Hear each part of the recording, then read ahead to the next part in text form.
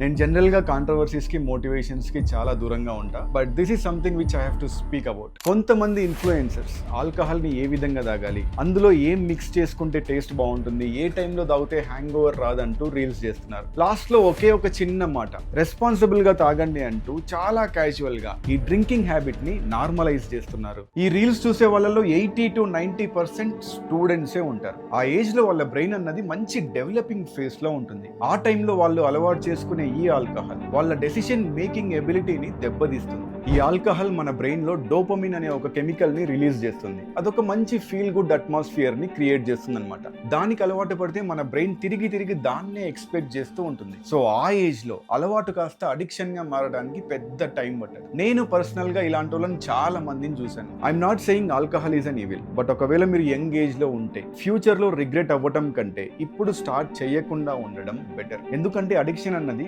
మీరు అనుకునే ఆ మోడరేషన్ హ్యాబిట్ తోనే స్టార్ట్ అవుతుంది. Hope this helps.